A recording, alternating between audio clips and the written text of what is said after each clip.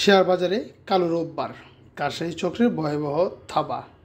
এই সম্বন্ধে নিউজটা আমরা জেনে নিব এবং আপনি যদি আমার ইউটিউব চ্যানেল নতুন দর্শক হয়ে থাকেন তাহলে অবশ্যই চ্যানেলটা সাবস্ক্রাইব করে দিবেন। শেয়ার বাজারে বিনিয়োগকারীরা গত সপ্তাহের ধারাবাহিক পতনের পর যে প্রত্যাশার আলো দেখেছিল তা এক ভয়াবহ কালো রোববারে পরিণত হয়েছে। বাজারে সক্রিয় এবং শক্তিশালী কারসাজি চক্রের ইস্পাত কঠিন থাবা ফের বিনিয়োগকারীদের স্বপ্ন ভেঙে ঘুরে যাচ্ছে।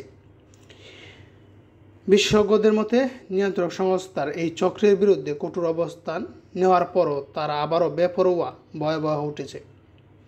নিজের স্বার্থ হাসিলের জন্য চক্রটি বিনা কারণে বাজারে দশ নামাচ্ছে, আবার মুহূর্তের মধ্যে বিনা যুক্তিতে কিছু না কিছু শেয়ারকে তুঙ্গে তুলছে।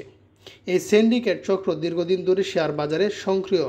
তাদের প্রধান কৌশল হলো কম দামে শেয়ার কেনার জন্য বাজারে নেতিবাচক গুজব ছড়ানো এবং যখন মুনাফার লক্ষ্যমাত্রা পূরণ হয় তখন কৃত্রিমভাবে উত্থান ঘটিয়ে উচ্চ মূল্যের শেয়ার বিক্রি করে দেয়।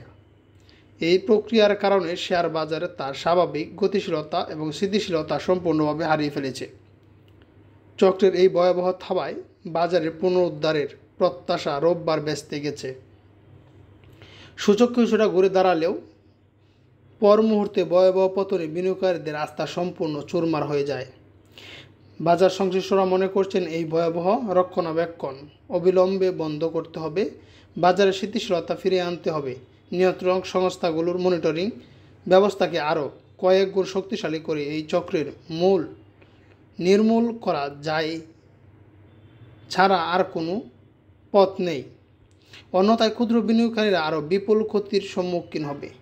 রোববারের বাজার পর্যালোচনা করলে যা দেখা যাচ্ছে, আজ সপ্তাহের প্রথম কার্যদিবস ঢাকা স্টক এক্সচেঞ্জ ডিএসসির প্রধান সূচক ডিএসসিএক্স 81.25 পয়েন্ট কমে 5202.46 পয়েন্টে অবস্থান করেছে।